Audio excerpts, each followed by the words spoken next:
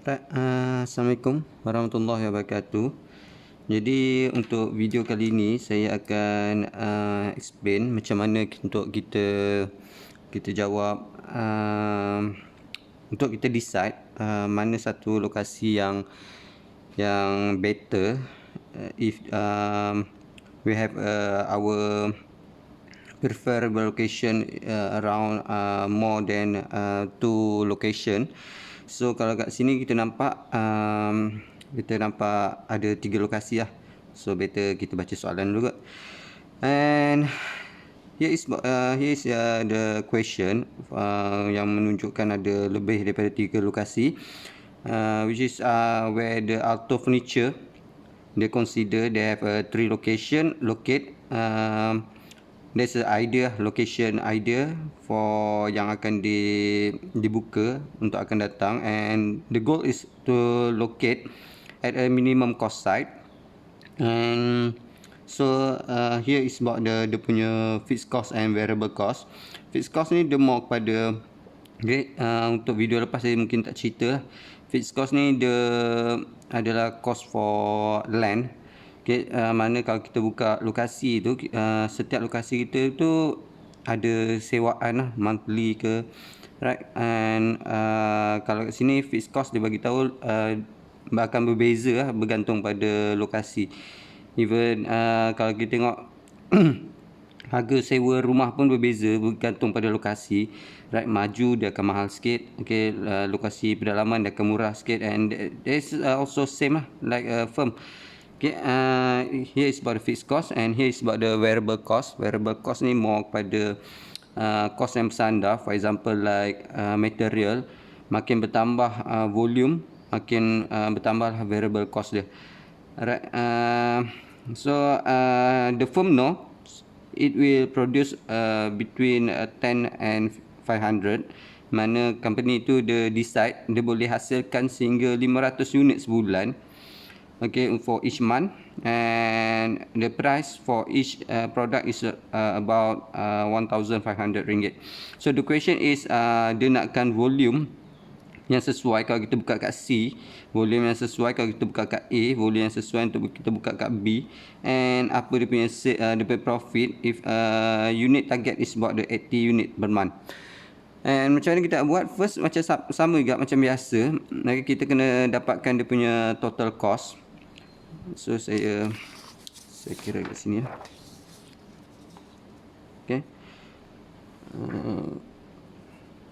Alright. So first kita kira dia punya total cost total cost. So here is the total cost for this 3 location A, B and C. And how to calculate total cost? Sama juga macam lepas. Fixed cost plus variable cost darabkan dengan volume. Ini adalah total cost, and kita just masukkan saja. Fixed cost untuk site A is 10,000 plus variable cost is about the 250. And apa yang company bagi tahu, dia boleh hasilkan around 10 until 500. So kita just decide saja apa-apa volume. Bergantung pada kita lah, kalau kita nak 300 ke, tapi dia punya volume size still dalam lingkungan 0 hingga 500. So kalau saya akan terus ambil 500 lah ya. And kita akan dapat dia punya total cost is 135,000. And for B is about the 20,000 plus variable cost 200. 500. Volume pastikan sama lah. Maknanya kalau kita decide volume yang 500, so volume yang lain-lain semua kena 500. Dan kita akan dapat 120,000.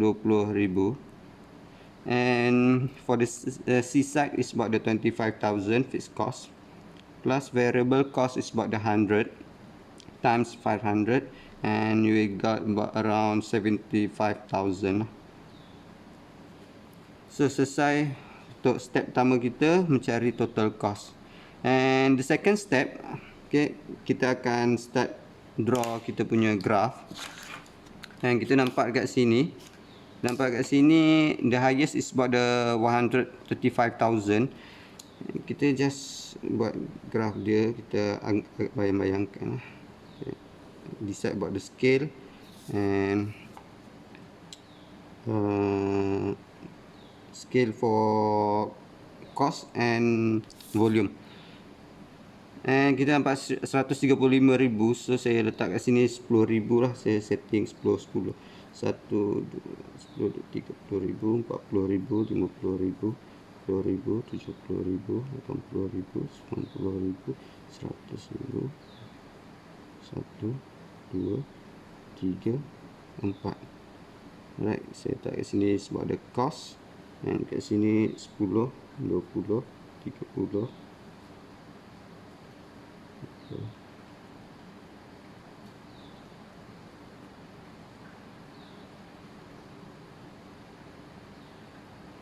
Okay, sebab dia 135,000, so saya decide dia paling tinggi sebab ada 140,000 lah.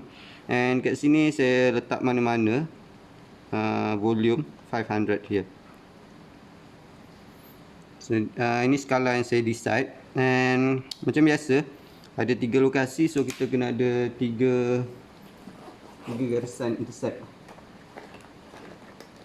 Saya cuba dapatkan satu. Okay, first is about the 10,000. So saya pakai pensel untuk 10,000 ni.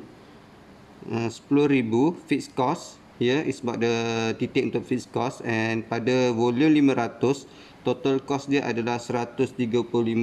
So saya decide dia around here lah. Okay, and then saya akan garis dia. Terus ini adalah lokasi untuk A, and for the B location saya pakai pen warna merah.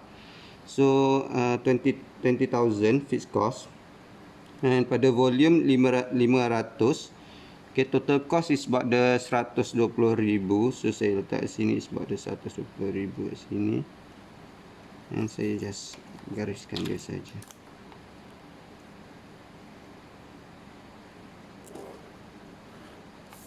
Okay, and here is about the B, and the last one is about the C.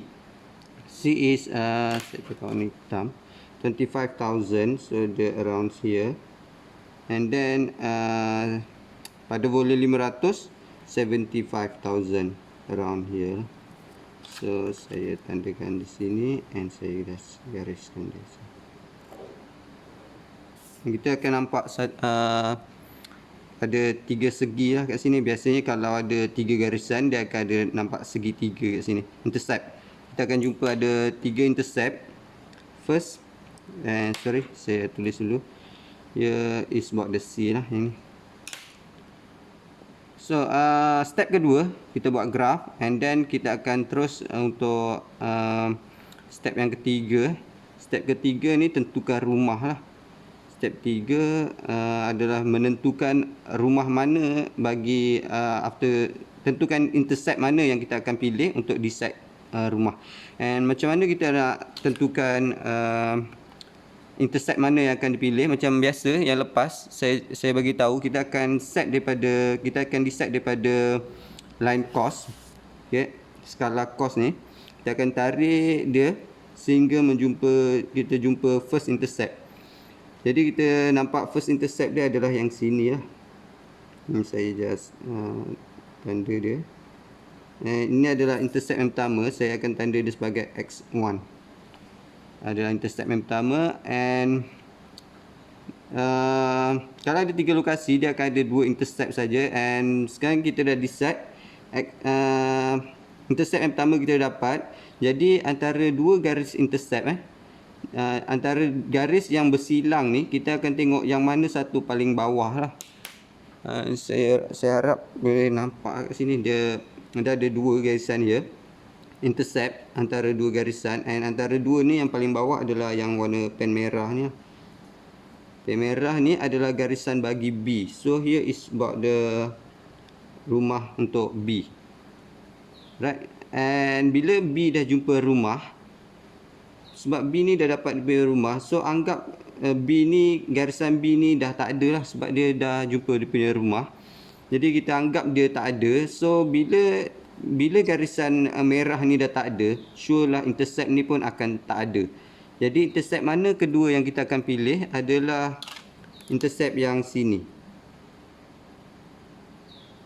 Jadi ini adalah X2 kita. Okay, saya ulang sekali ya. Macam mana kita tentukan the second intercept? First kita akan tarik daripada line cos. Skala cos ni kita tarik and kita akan jumpa first intercept. Jadi intercept ni yang kita akan pilih sebagai X pertama lah. X pertama. And bila kita decide X1, ia antara dua garisan yang menyebabkan intercept tu mana satu paling bawah. Jangan tengok yang tak menyebabkan intercept tu. Yang B ni dia tak yang garisan A ni, garisan bagi cos A, location A, dia tak melibatkan intercept. Jadi yang melibatkan intercept adalah antara B dengan C. So antara B dengan C yang paling bawah adalah B. So kita decide rumah yang pertama ni adalah rumah B lah sebab dia duduk paling bawah. And then bila B dah jumpa rumah, anggap garisan B ni dah tak ada. Sebab dia dapat dia punya lokasi volume range. So anggap dia dah tak ada. Jadi intercept kedua bila tak ada so intercept ni akan hilang lah. Jadi intercept kedua yang kita pilih adalah intercept yang lagi satu ni. So ini adalah X2. Antara intercept macam sama juga, benda yang sama. Antara dua intercept, mana satu garisan paling bawah? Ya, adalah A. So sini adalah rumah A. And bila A dah dapat rumah, okay, dia akan naik ke atas lah. Kat sini anggap dia tak ada. So the last location is about the C. Ini C adalah kat sini. Itu adalah step yang ketiga lah. Step ketiga, tentukan rumah. Right, so saya tulis sikit lah. Kat sini step ketiga, tentukan rumah.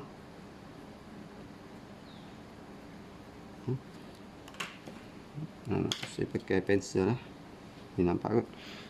Okay, and step yang keempat. Step yang keempat kita kena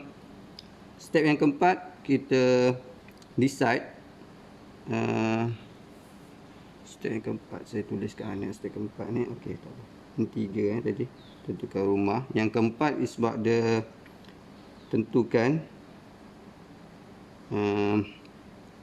nilai X1 dan X2. Right, itu step yang keempat. Step yang ketiga ditentukan rumah. Saya pakai sikit. Tentukan rumah.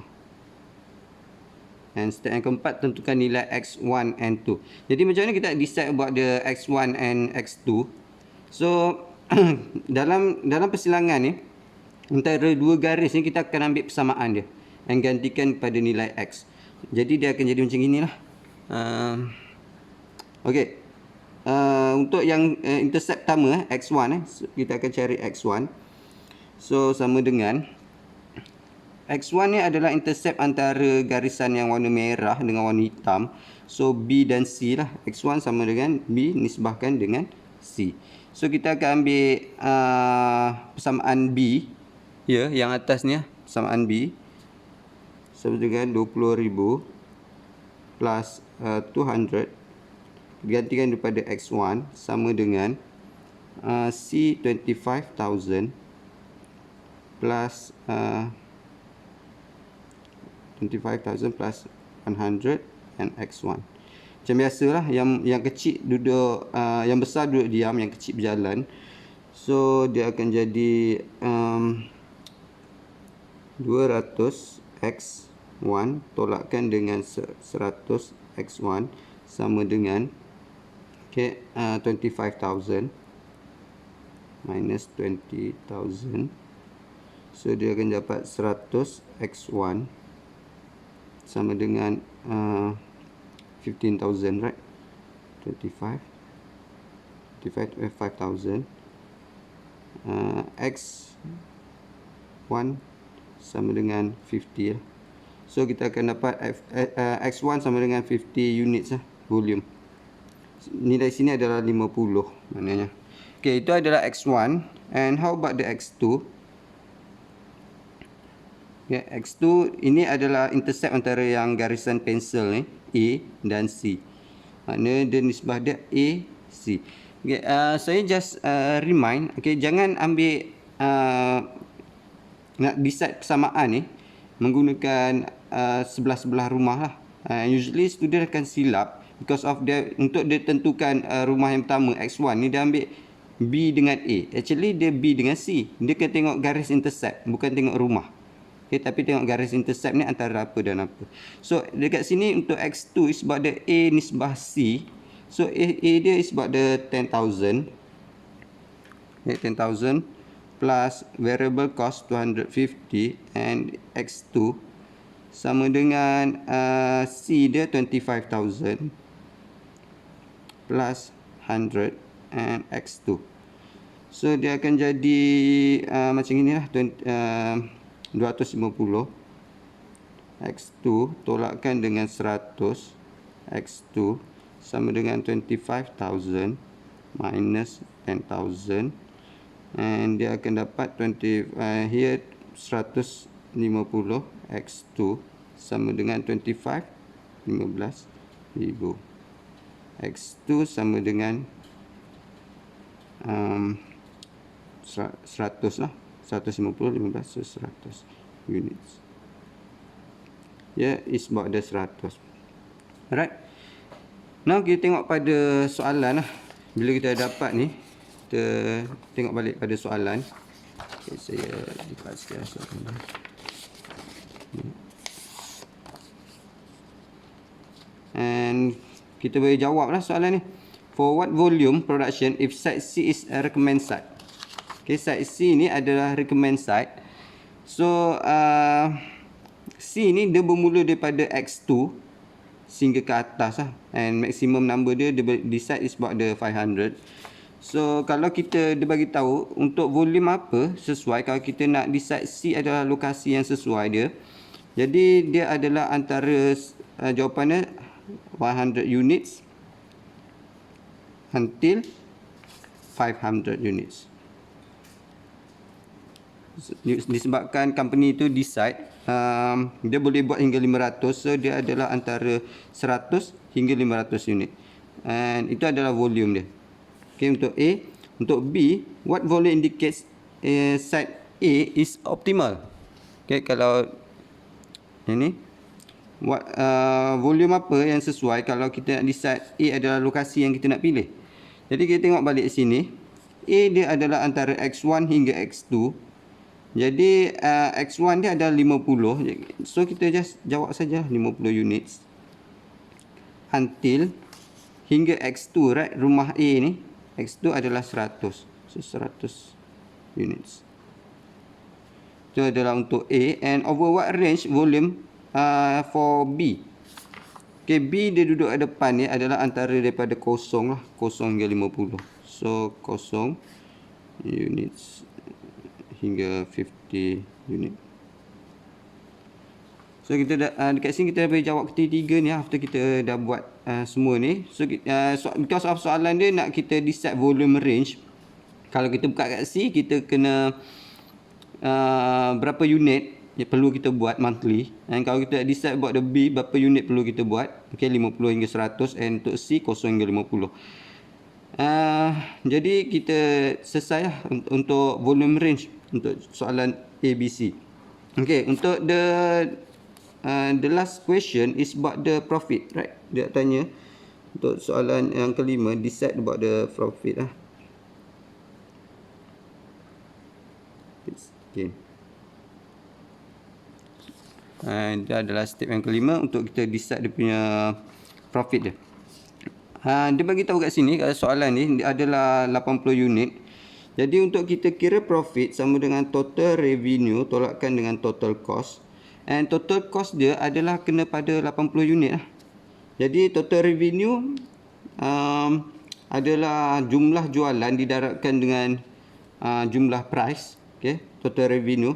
Jumlah jualan kita dia decide is about the 80 unit. And kita kena darabkan dengan price dia 1,500. Ini adalah dia punya total revenue.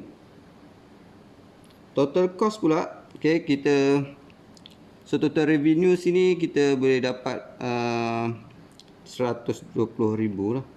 120,000. And ini RM lah, RM. And total cost also about the RM. Tapi pada volume 80 unit. And jangan ambil volume yang lama, sebab volume yang lama kita adalah pada kuantiti 500 unit. Jadi kita kena decide total cost yang baru pada 80 unit. Because of dia cakap, okay, kalau company apa lokasi yang sesuai, kalau kita boleh hasilkan 80 unit. And kira dia punya total cost. And 80 unit ni, okay. So sekarang kita kena tengok dulu 80 unit ni dia sesuai dekat rumah mana.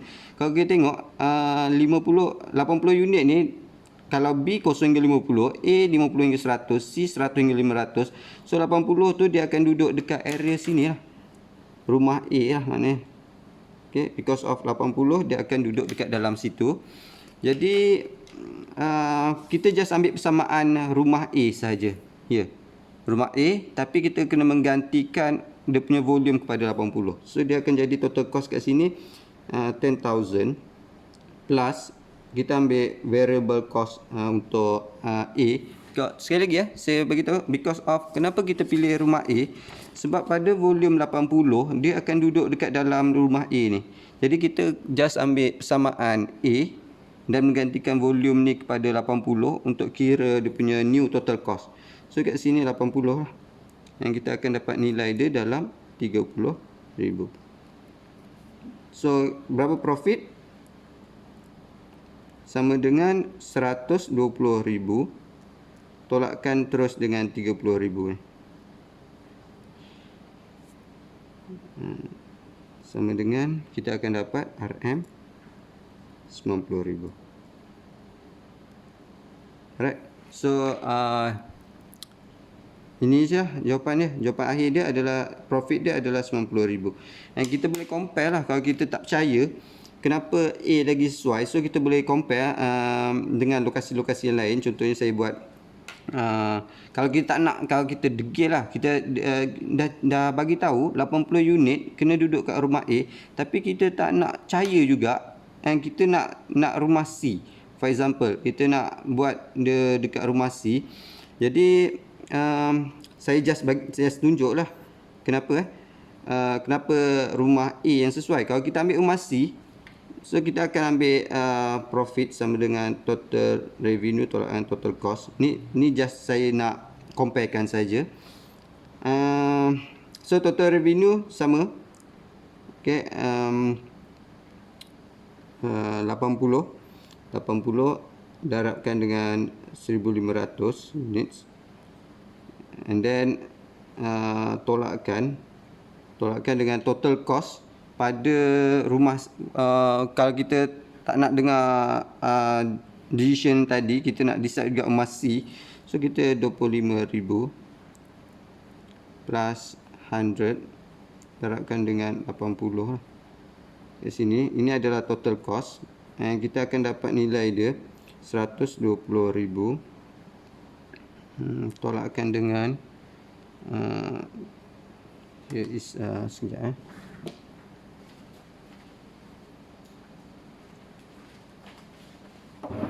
right, 100 darabkan dengan 80.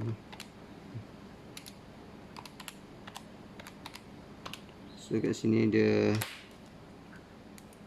tambah 25,000, 33,000. So 120,000 tolakkan dengan 33,000, dan dia akan dapat RM 87,000. Jadi kita nampaklah kat sini, right? Kalau kita dah decide memang sesuai yang buka dekat A, and profit dia akan lagi tinggi berbanding yang ni. Okay? So itu yang dipanggil sebagai break even point, titik pulang modal lah, untuk tentukan dekat mana lokasi sesuai. And bagi kita tak mengelak, untuk kita mengelak daripada kita silap memilih lokasi, because of location decision dipanggil sebagai strategic planning lah. Kalau kita salah decide, dia akan menyebabkan kita tak boleh dapat competitive advantage. Right, so itu sahaja untuk video berkaitan dengan cost volume analysis mengenai lebih daripada dua location. Untuk yang dua location saya dah ceritakan video lepas, sekarang dia lebih daripada dua location. And jadi itu saja, yang ni tak perlu tengok lah, yang last. Ini just untuk comparison saya. Itu saja, thank you and Assalamualaikum semua.